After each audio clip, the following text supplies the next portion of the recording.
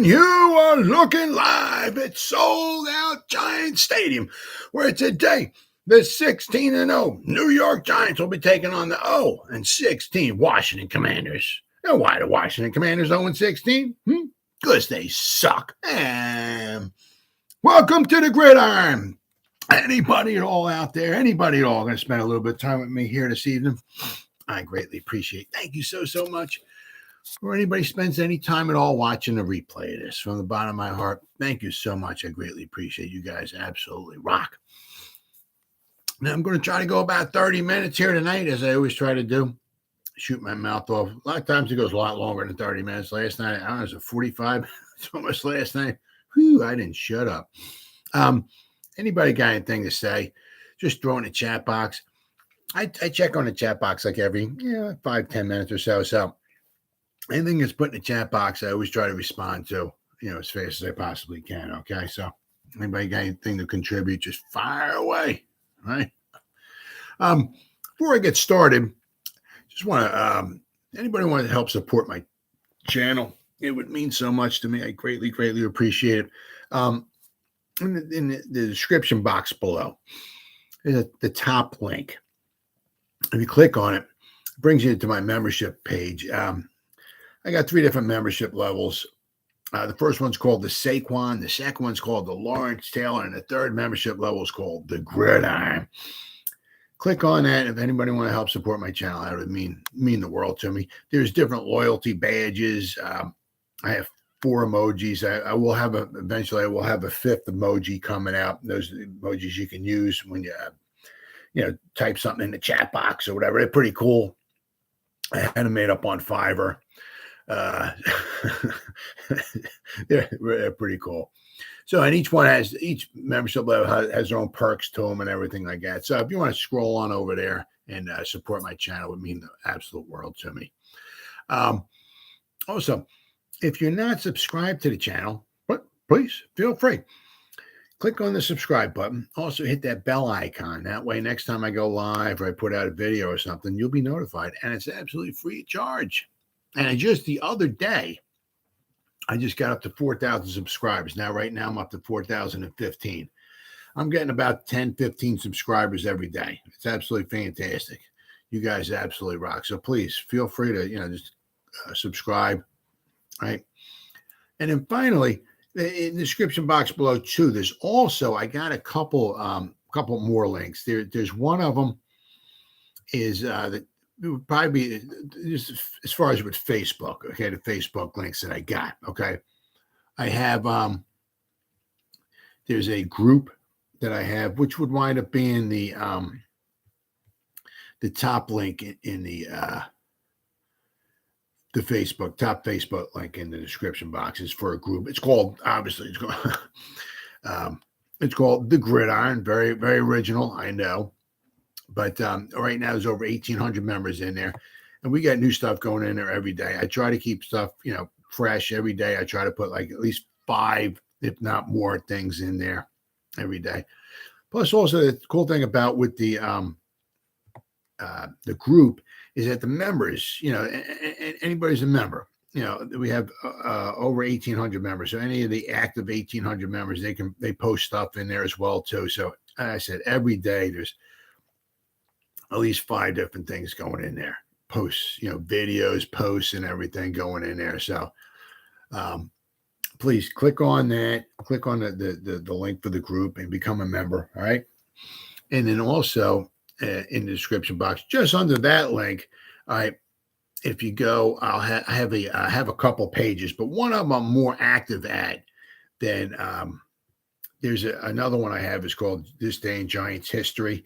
I'm not as active in that one. I will be eventually, okay, but a lot of my time that I'm doing right now between the group and the page and my YouTube channel, just spend a lot of time, okay, especially on this page here that I have. It's called The Giants. It's called The Gridiron. But I put different stuff in the page here than I do in the group, okay? But it's the same thing. Every day I'm putting 5 to 10 different things on the page. All right. So right now it's 285 people like it. There's 582 people following the page. All right. And that number just keeps growing. It's like I'm getting like at least maybe about 20 new followers every day. It's crazy. So as I said, I got new stuff going in there every day. So between the group and the page, there's at least 10 different things, videos or posts every day that's going in there. So click on those links, become a member of the group, and like and follow the page, and it would be absolutely fantastic. And you won't be disappointed. I mean, I said there's great stuff going in there every day. All right. So with all that done, well, unfortunately, I mean, as of right now, unfortunately, okay, we have Elvis has left the building. OBJ came, saw, conquered, and hit the highway. All right. Without a deal getting signed. Now, in the Brian Daboll had a press conference, and he was trying to nip this stuff in the bud here before, I guess, he was bombarded with a bunch of questions. I don't know. The guys, the new, the guys, in the press conference, I guess you got to give them some credit for trying. But I mean, I don't know. Just some of it just so idiotic. I mean, I guess that you got to give him credit for trying. Okay, but Daboll comes out and says, "Yeah, he started talking a little bit. He's like, well, as far as with OBJ, all I'm going to say is, he came. We had a good meeting with him, and we had dinner, and that's pretty much all I'm going to say on that,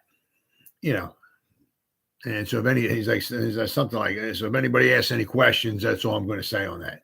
So of course, then the next 17 questions were about Odell Beckham Jr. What did you think about Odell Beckham? Guys, we had a good meeting, we had dinner, and that's all I'm going to say on it. So the next moron comes up. Well, isn't that pretty cool? I mean, like a superstar, like in the middle of the week, come in and have you ever had that? I mean. Odell Beckham was here. We had a good meeting. We had dinner, and that's all I'm going to say on. Then the next moron brings up another. It's just. I mean, I guess you got to give him some credit for trying to pry anything out of him about what might have happened. But it's just kind of like, it's like, dude, are you listening to what the guy said? I mean, So, but once again, he came, he saw, he conquered, and he's on his way to Buffalo. I believe he's there. Actually, might be there right now. With their brass. But so we got this article here. Got the Odell Beckham sweepstakes continue this week as a free agent wide receiver paid his old team a visit. 30-year-old had dinner with the members of the New York Giants organization, according to head coach Brian Daboll. We had dinner with him last night, Daboll said Friday. We had a good visit. Really, other than I have nothing else to add. And that's pretty much what he said. That's pretty much, I have nothing else to add. So I said that's when the next 37 questions were all about Odell. It's like my focus is on Washington. Okay, that's all I got to say about Odell Beckham. I'm not going to say nothing else about Odell Beckham. Let's talk about Washington. Of course, as I said, that's all anybody wanted to talk about was Odell Beckham. And he said, and any questions on that is really that's all I've got to say. So, but. Other than revealing the steak he had was served during dinner, he said he had a very good steak. Daboll declined to share other details. He insisted that he was solely focused on the upcoming divisional matchup with the Washington Commanders, which is, some BS in there. Right? All my time is on Washington. Well, when you got somebody like Odell Beckham Jr. possibly signing them, can maybe relieve a little bit of, some pressure as far as on your offense and all. I'm sure at least a couple percent of your thinking is on Odell Beckham. He said, I had a free meal, Daboll said. I understand all the questions, guys. What I said at the start, that's what I'm going to stay with right now. Everything is geared toward Washington. I'm focused on today and having a good practice. So,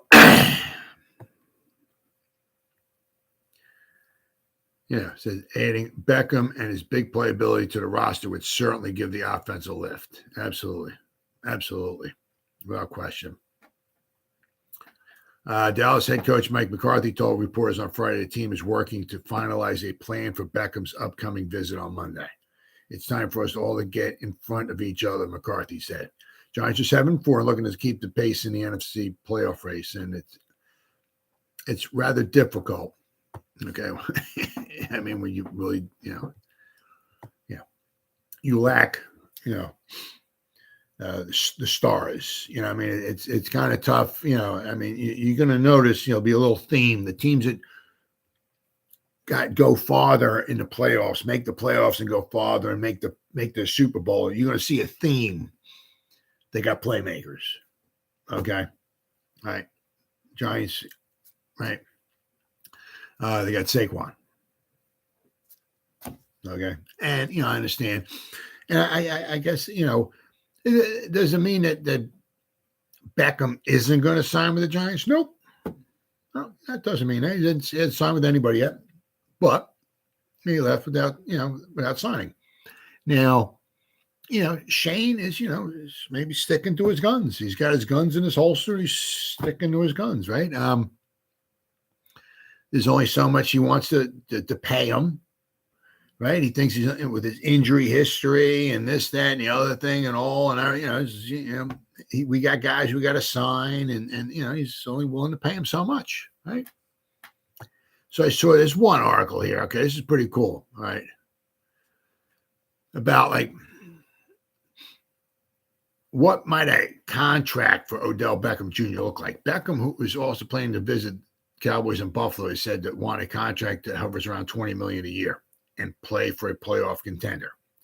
But some questions need to be answered. Most medical professionals believe that athletes coming off ACL injuries take anywhere from 18 to 24 months to fully return to form. So I mean, he's not going to be fully back to where he could possibly be. He'll probably be better next year. All right.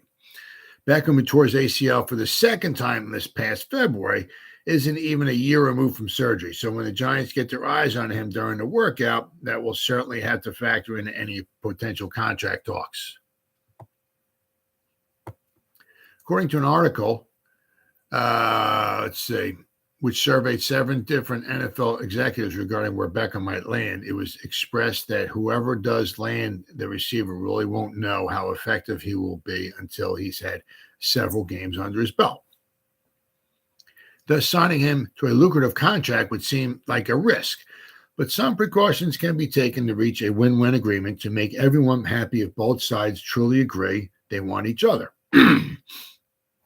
Now, within a contract for Beckham, they will probably expect an annual roster bonus, per game roster bonuses, and workout bonuses, all which don't have long-term effects on the salary cap beyond the current year in which they're slated. Now, what might a deal look like? Okay. Now, what we got here. Now, they saw in this article here, they have a 4-year, $42 million contract with the 4th year being a voidable year. So basically, he's not on the team in the 4th year. Okay, it's basically a 3-year contract, meaning this year and 2023 and 2024. 2025 is a voidable contract, meaning that some of the money from the contract goes on the 5th year in 2025. Okay, but he's not on the team. Okay. It says in this article that they got that Beckham gets an $8 million signing bonus. So that means he gets money now, cash in pocket, keep him happy. Okay. And in 2023 and 2024, it hovers around 17 to $18 million mark. Okay. Not quite the 20 that he wants, right? But 17 to 18 million. Reasonably given where he's had 2 ACLs in 3 years removed, and he's been 3 years removed from his last 1,000-yard season.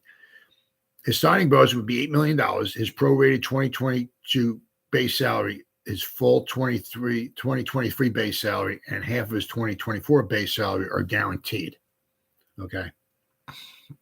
So a lot of it would be guaranteed, right? Given his injury history, the model as per game roster bonus is $12,235 per year, per game. If he is inactive, that per game roster bonus gets credited back to the Giants salary cap. There is a $100,000 annual workout bonus. Okay. So if Beckham wants to work out on his own by himself, that $1,000 $100,000 will get credited back to the Giants salary cap as well. All right. Lastly, there's a $1 million performance incentive in 2023 and 2024, where if he reaches 1,000 yards receiving, he cashes in. Okay. Now, this is where's the money coming from? Unfortunately for the Giants, who have $2.5 million in salary cap space, they would have to do something general manager Joe Schoen had hoped to avoid. He would have to adjust receiver Kenny Galladay's contract, which is kicking the can down the road, which is something he does not want to do. Okay. Schoen told reporters during the bye that he thought he might have to dip into the forbidden fruit at some point, though he hoped to avoid it. That he hasn't done so yet indicates that he intends to dump the contract as soon as he possibly can in the offseason. Oh, yeah. Golladay currently earns $722,000 per week. I mean, unbelievable.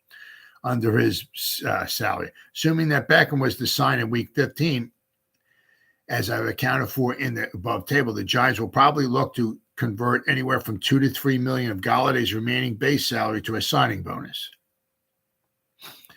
That would mean his cap hit this year would increase to 1.1 to 1.5 million, with the balance accelerate into next year's cap. While all signs point to Golladay being cut once the 2023 offseason begins, Giants will probably designate him as a post June 1st transaction, because that way they save even more money. If they cut him before June 1st, I think that before June 1st, they're going to save about $6 or $7 million. I think if it's after June 1st, okay, they'll save like $10 or $11 million. Now, the reason why that, sometimes they want to do it before June 1st is because sometimes they need the money for to sign their rookie class. Well, the Giants don't have that problem next year. They'll have money to sign their rookie class. So they can wait until June 1st, okay, and then cut Kenny Golladay. And that way they'll save like probably, I think, $10 or $11 million, okay? So if they have $51 million going into next season, and then he cut Kenny Golladay after the June 1st, they'll go up to about $61 million. All right. While all signs point to Golladay being cut, all right, using his cap savings to pay their income 2023 rookie class, while also having some cash left over to address emergencies and tweak the bottom of the roster. Again, touching Galladay's contract isn't ideal. No. Right. So, I mean, that's basically what giving the guys some money now, but they'll have to, wind up probably, doing something with Galladay's contract. All right. Unfortunately, which would, hurt him a little bit down the road. But I mean, that way you could get Odell Beckham Jr. on your roster. Now you'd have him on the roster for the rest of this season. Okay. Be the last, 4 or 5 games of this season. You'd have them for all 2023 and all 2024. Okay. Now, the thing is that, it makes it difficult this year for the Giants. They have to do a little bit of finagling with the money. But however, next year, see, if you look at the teams that he's going to, okay, the Giants, all right. Let me put it this way. The Giants this year, okay, or maybe not the favorites for a Super Bowl. I also heard the 49ers are possibly a little dark horse. Okay, so you got the 49ers, you got the Cowboys and the Bills now, and then you got the Giants. Out of those 4 teams, which team right now, right this year, okay, would be the least team as far as a Super Bowl favorite? Would be the Giants, without question. Okay, I mean, if you went to the Cowboys, I mean, right? If you went to the Bills and helped Josh Allen, holy cow. If you went down there with Jimmy G to the 49ers, right? They got Christian McCaffrey. You get Odell Beckham there. I mean, they got the best defense in the NFC. I mean, doing really good. I mean, that would really help the 49ers out big time, okay? Now, would it help the Giants out? Absolutely. But, I mean, the Giants, kind of could use somebody else. I mean, all those other teams have all other weapons. And then they would have Odell Beckham Jr., okay? So, but for this year, those teams would be very inviting. However, next year, as I said, the Giants have $51 million in salary cap space, right? According to Spot Track, right?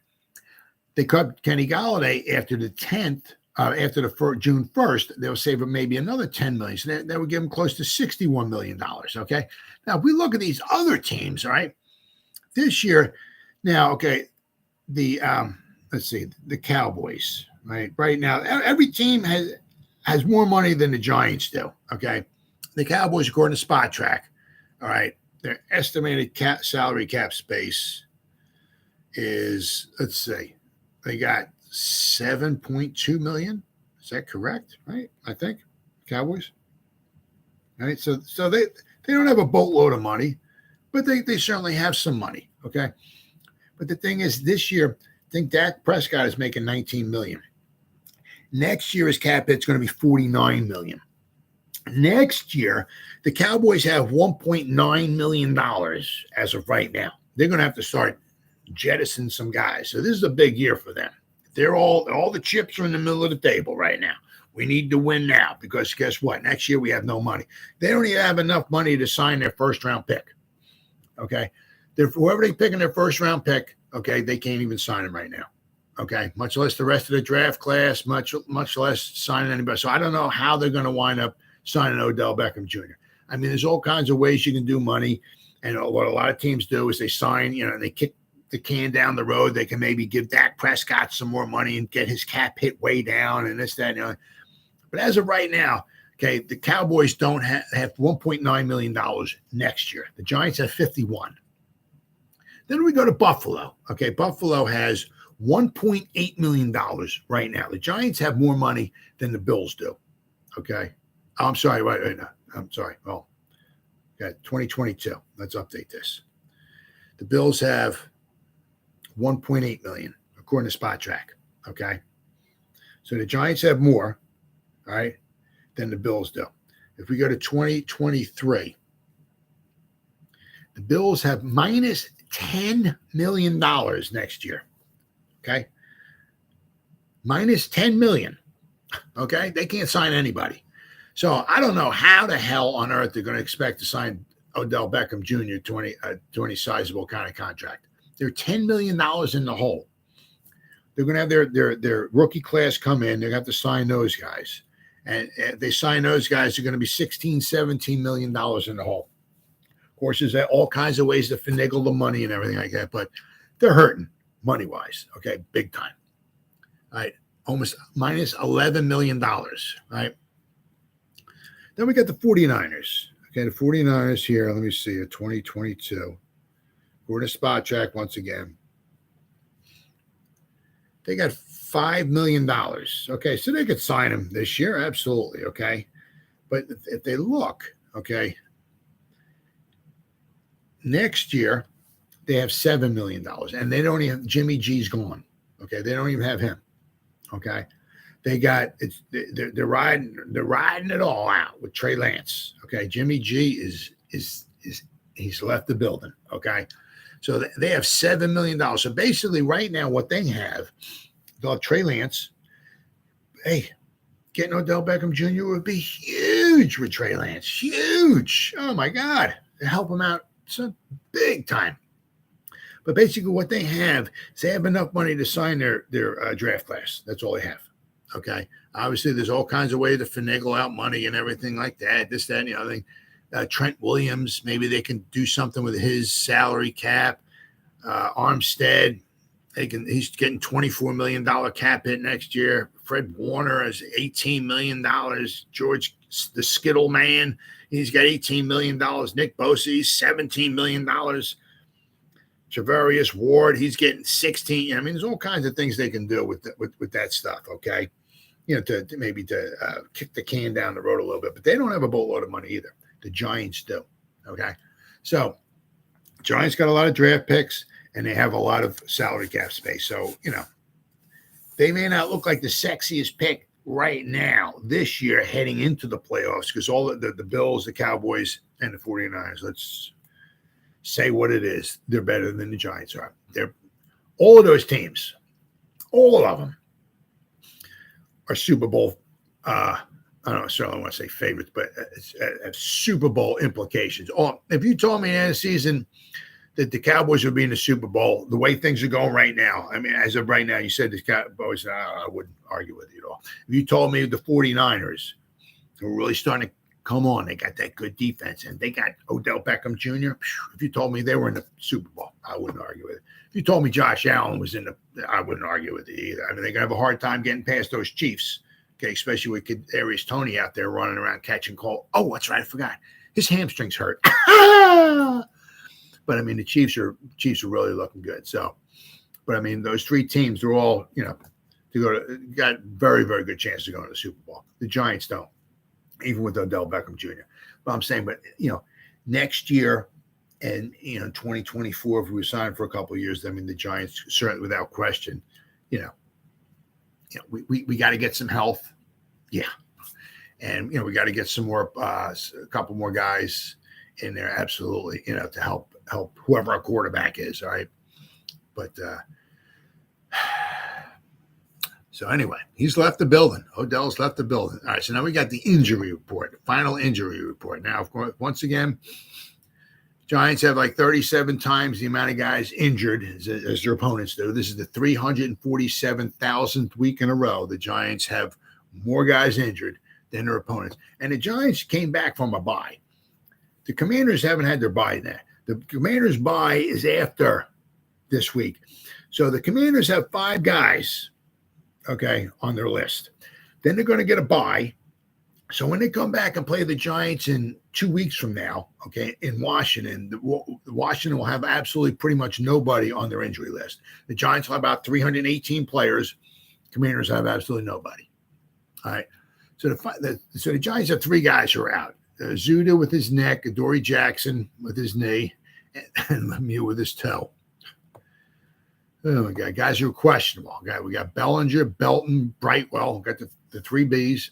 We got Carter Coughlin with his thigh, Feliciano with his neck, Darnay Holmes with his shoulder, Richie James with his knee, Fabian Moreau with an oblique, and Darius Slayton. He's got an illness. So those guys are questionable. That means there's a very good chance they will play. All right. Commanders got 3 guys out. All right. St. Justy, cornerback with an ankle, Milne with a foot, and Trey Turner with a knee and an ankle. The right guard. All right. Antonio Gibson is a foot. He's questionable. And Chase Young with his knee. He's questionable. Now, I'm kind of questioning whether they want to bring him back for his first game of the season when he has a bad knee, playing on the turf from hell. I would give him off this week. I would give him off the bye week, and then bring him back, have him nice and fresh when the Commanders play the Giants in Washington in 2 weeks from now. Okay, on grass. Okay, where his knee's going to be a lot safer. But so I mean, the Giants have what do we got? 1, 2, 3, 4, 5, 6, 7, 8, 9, 10. We got 12 guys listed. And we just came off our bye a couple weeks ago. 12 guys. Commanders have 5. Simply amazing. And as I said, we've had a bye to get a little healthy. Commanders haven't had a bye yet. Commanders have played Commanders have played 12 games straight. They only have 5 guys. Simply amazing. All right, now finally, we got some things here we want to watch out for. Okay, on the game this weekend here, right? I mean, the Giants and the Commanders. Saquon. All right. Regardless of the reason, the Giants' running game is currently in a slump. Yes, it is. Having failed as a group to rush for 100-plus yards in 3 of the last 4 games. And no surprise, those 3 games that they didn't run for 100 yards for, they lost. Getting the running game going again is vital to the Giants' late season playoff push. Saquon Barkley, the featured back in the running, as according to Sports Radar, already been stuffed 24 times this season, with 11 coming over the last 4 games. Also, that's around the same time the Giants lost tackle Evan Neal, guard Ben Bredesen, and tight end Daniel Bellinger. Right? So it's not so much all his fault. I mean, once again, injuries. Giants might also want to get quarterback Daniel Jones going on more design runs. Absolutely. Over the last 4 weeks, he averaged 5.25 carries, most of it which has been scrambles rather than design runs. His average has been down from 8.28 rushing attempts in the first 7 games, right? And a lot of those 8.28 rushing attempts per game in the first 7 games were design runs. Good news is the Giants should be getting tackle Evan Neal and tight end Daniel Bellinger back for this game. And both of them are very good in the run of the blocking in the running game. Okay. Evan Neal certainly had his struggles pass protecting. All right. But in the running game, he's been solid. And same thing with Daniel Bellinger.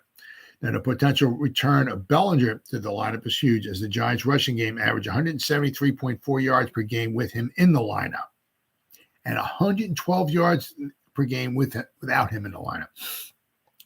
So with him in the lineup, Daniel Bellinger, the Giants averaged 61 more yards per game running the ball. Huge. Oh, my God, that's huge. 61 yards. Actually, that's like basically almost a touchdown drive right there, right? No, but unfortunately, this year, Washington has a stout run defense ranked 8th in the league, only giving up 108 yards per game on the ground. But the Giants got to find a way to get their running game going if they want a chance at the playoffs. Oh, they're going to have to. I mean, regardless, yeah. Doesn't matter. I mean, if they can't find their running game these last, 6 games, forget about it. They're going to go from 7-2 to 7-10, 8-9. I mean, they got to find a running game. Now, one of the most underrated matchup this weekend will be the Giants slot cornerback Darnay Holmes versus the Commanders slot receivers. Thus far, Curtis Samuel and Terry McLaurin have received the bulk of the targets from the slot. But it's been Jahan Dotson who has scored the most from the slot. He scored 2 touchdowns on 2 receptions. Right? Holmes, Darnay, though, has seen the most snaps in the slot, but yet to allow a touchdown in 37 targets against him. All right? Regardless, if the Commanders put Dotson in the slot or put a mix in of McLaurin or Samuel, Holmes will have his hands full. Oh, yeah. I mean, those guys are dynamic. Absolutely dynamic. I mean, I would think because you also figure, we got to shut somebody down. I mean, because Adoree Jackson's not there, right? Hopefully we'll get Fabian back. But Aaron Robinson's not there. So now also the Giants pass rush or lack thereof, shall I say. In 11 games this season, the Giants defense has failed to record a single sack in 4 of those games. Really freaking just pathetic.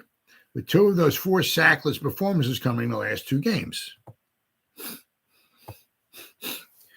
You could say whatever you want, pressure the quarterback, get your hands up, make him move off his mark, blah, blah, blah, blah, blah. But I mean, you got to get to the quarterback. You got to sack him. This 2-game sack drought is a microcosm of the struggles the Giants pass rush has endured throughout the season. Though generating pressure has not been an issue, translating them into sacks is a persistent concern that is yet to improve. Right? I mean, I said you can get the guy to move off his mark, get him to hurry his passes, then he can still complete the pass, right? Or you can get him to move off his mark, and he can take off and run for a first down. I mean, right? But if you sack him, you're taking him down behind the line of scrimmage. You sack the quarterback, he's not throwing the ball, right? Now, defensive tackle Dexter Lawrence is a team-leading 39 pressures to go along with 5 sacks. Leonard Williams, Jihad Ward, and rookie Kayvon Thibodeau have combined to record 4.5 sacks. And Kayvon has 1 sack, but he hasn't even tackled the quarterback yet. His sack was against Lamar Jackson when he knocked the ball out of his hands. That was a sack. So Kayvon in 11 games, he missed the first couple games, but this season is yet to tackle a quarterback to the ground for a sack. Okay. This week, the Giants pass rush has a golden opportunity to change that narrative. The Commanders' offensive line has conceded the most pressures on the season, 144, and is second to last in pass blocking efficiency with 81.6, and is third in sacks allowed with 23. Although the Commanders have not allowed a single sack on quarterback Taylor Heineke over the last 2 games, the Giants' pass rush figures to come after Heineke, given the stakes. If you need further hope, not only, let's not forget we're getting Azeez back, right? The Giants are expecting to have Azeez Ojulari back, but the last time the Giants went against an offensive line that was as bad as the Commanders was a week 4 against the Bears. That week, the Giants recorded 5 sacks on the day. So, all right, and we got a couple more things here. We got the Giants' offensive line going up against that stout Washington Commanders defensive front. The Giants' offensive line has suffered its fair share of injuries over the last 2 weeks that derailed the cohesion this group was able to have in the early half of the season. Before the Thanksgiving game, 4 different Giant offensive linemen did not make the trip to Dallas. Feliciano, Lemieux, Ezeudu, and Neal. Neal, a full participant in the Giants' last 2 practices, is trending toward returning, as is Feliciano, who has been limited. Ben Bredeson, who has been on IR, but whose 21-day window opened this week, figures not to be ready. So hopefully maybe next week, maybe we'll get Bredeson back.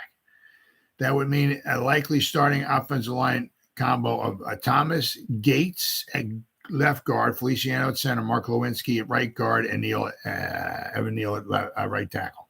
Right. So the Washington defensive front ranks 12th in the league in sacks per attempt, 8.04. Washington has also allowed 30 sacks, 20 of which have been secured by their big 3 on their defensive line. Montez Sweat has 7 sacks, Jonathan Allen has 6.5, and Darren Payne has 6.5. So they're a very formidable challenge for the Giants' offensive line. And as I said, let's not forget, there's a chance Chase Young comes back. So, if Chase Young was in there, you'd have Chase Young would probably close, 7, 8, whatever sacks. You'd have 4 guys on the defensive front that all have 6.5 sacks or more. That's a formidable front. Then we got the Giants' run defense. Oh, yeah. The Giants' run defense has been an enigma virtually all season. 11 games in the Giants' run defense still ranks 26th in rushing yards allowed per game, 138.9 yards, and 30th in rushing yards per play, 5.61 yards per attempt. After allowing the Lions to run for 160 total yards and 4 touchdowns, they allowed the Cowboys to rush for 169 and 2 touchdowns on Thanksgiving. This Sunday won't be any easier as the Giants' run defense takes on the Commanders' 1-2 punch and rookie Brian Robinson Jr. and Antonio Gibson, if he plays, okay, that have been at the forefront of their offense's success this season. The 2 running backs balance each other out well, with Robinson commanding more of the bruising rusher role while Gibson has shifted more into a receiving back position. That said, each brings a level of strength and force that makes it difficult to take down on the move. Both of them have over 330 yards after rushing after contact, right? So once they get hit, they're still tough to bring down. And they've accumulated 5 rushing touchdowns. In addition, neither has committed a single fumble all season, illustrating how good they are at avoiding costly turnovers. Something like that would be huge for the Giants, getting a turnover. The Commanders figure to try to run the ball as much as possible to take away from their passing game, right? The Giants and take the ball maybe out of Taylor Heineke's hands, right? Don't make him win the game. That's what the Giants probably want him to do. Make him win the game. Same thing with Daniel Jones. The Commanders want Daniel Jones to win the game. There you go, Daniel. Here's the football. Pass your team to a victory. If you do, we'll tip your cap to us. We'll tip your cap to you, right? But, right. Giants should expect nothing less on Sunday and will need to do a much better job stopping the run if they want to give this team a chance to come away with the win. Yeah, so, that's one of the things the Giants are going to have to address in the offseason is getting stouter. Maybe, I